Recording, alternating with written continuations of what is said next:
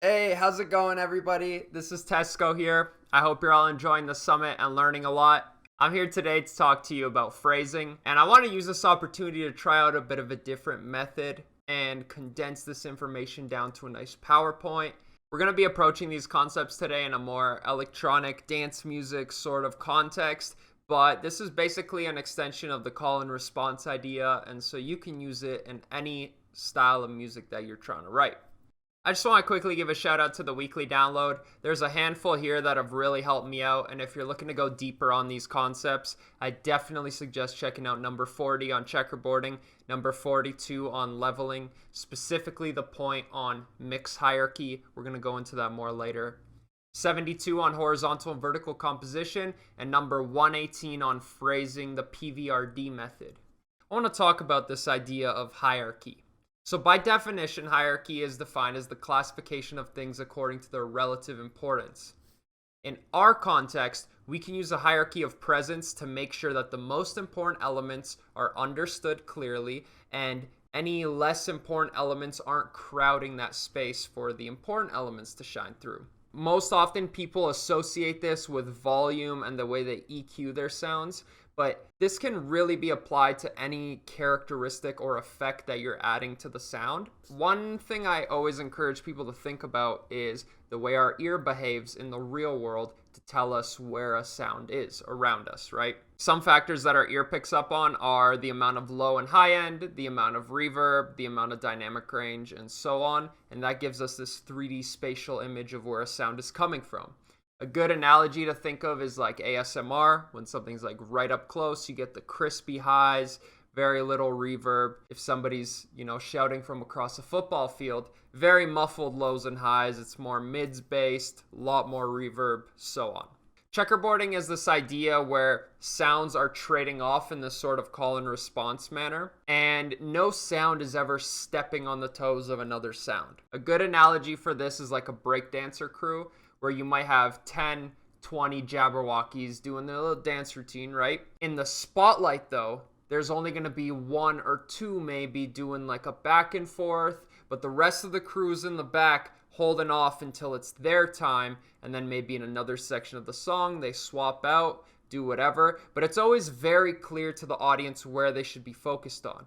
The rest of the crew's not trying to steal the show, they're just setting the ambiance, setting the vibe for whatever's going on up front. So if we hop in the DAW here, it might look something like this, where you have sound A starts off the phrase, sound B, C alternate, and then the phrase ends with the sound D. And you can sort of see this checkerboard arrangement. If you think about seeing a band live, I think one of the most appealing things is being able to watch a group of people get together and feed off of each other's energy in a coordinated manner as they're playing this song. If you think of your elements in this sort of way, a coordinated mix and arrangement bring together all of these elements in a way where they're feeding off of each other, much like band members would be. And so I like to take this band analogy one step further and think about my elements in my song as if they were being played by like a traditional rock band, let's say. You'd have a drummer, a bassist, two guitar players, vocalist. In our context, though, our drummer is going to be your drum samples. Our bassist is going to be our sub. Our guitar players are going to be our synths, which I like to separate into chords, melodies. Chords, melodies is sort of like your rhythm lead guitar player. Vocals, this is sort of optional in dance music. And then we also have the additional instrument that's effects. So when these all come together in a section of our drop, we can define our drop as being 2, 3, or 4 8-bar sections generally based on some sort of main motif. 8 bars is a really good pace for music to move along at. You can have this to 4 bars if you're working at 90 BPM instead of 180 or 75 instead of 150, but the idea is the same. And then if we coordinate all our sounds together in groups, say drum, sub, drop effects like I have in this example here, it becomes very easy to see in those little moments if the elements are coordinated with each other. So I'm going to take a section of our drop and break that down into 2 or more smaller moments, let's call them. Generally, there's a main moment which contains the main drop motif, and then there's smaller moments. There might be a turnaround at the end of the phrase to wrap it up before we loop back into it. There might be a downbeat to accentuate that first hit, so on. There might be pauses, right? A really common example is this 3-sound trade-off of downbeat, main sound, turnaround. And let's hop into an example. Shoutouts to Unk from the Dojo. His new song with Ravenscoon is a great example of this classic 3-sound sort of arrangement. I've outlined where each moment begins with the MIDI clips below it. And so A you'll see is the downbeat, B is the main moment, and C is the turnaround moment.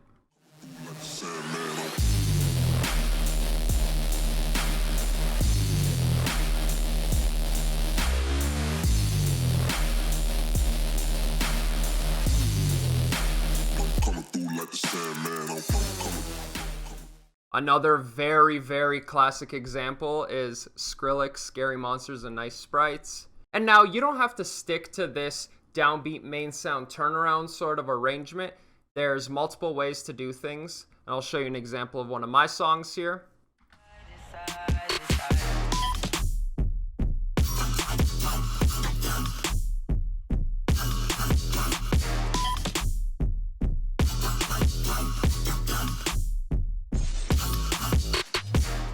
So the next thing I want to talk about here is the importance of creating an environment for your song to exist in. I feel like when you have unintentional absolute silence, it ends up cheapening the experience for the listener because it sounds very unnatural and one-dimensional. So mentally, I like to think of these effects as fulfilling two purposes. I have the general hype, which is the consistent noise, just very faint floor noise in the background, like minus 40 to minus 60 dB. And then there's the filler effects, which help guide the movement of energy from moment to moment. A really subtle touch of reverb or slapback delay or corpus or something like that can also just give a bit more natural feel to your sounds and help them exist in a space and contribute to that ambiance.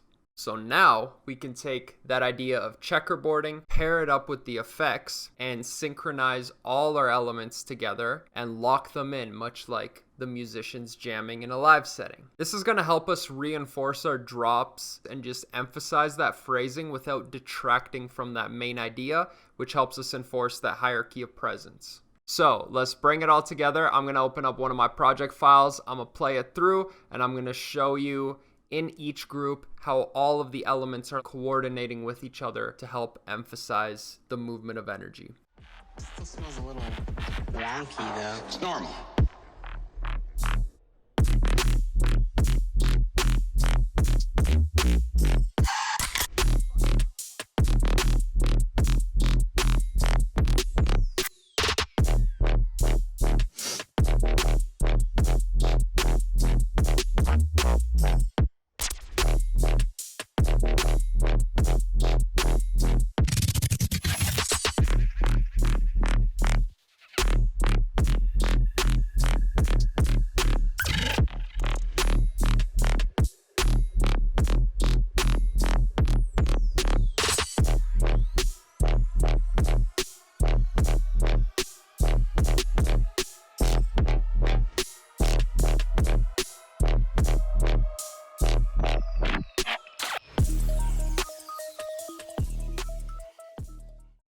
That just about wraps it up for me here today. I hope you found this presentation insightful. I hope this helps you out with your phrasing. Enjoy the rest of the summit. Happy music making. Stay safe out there. Peace.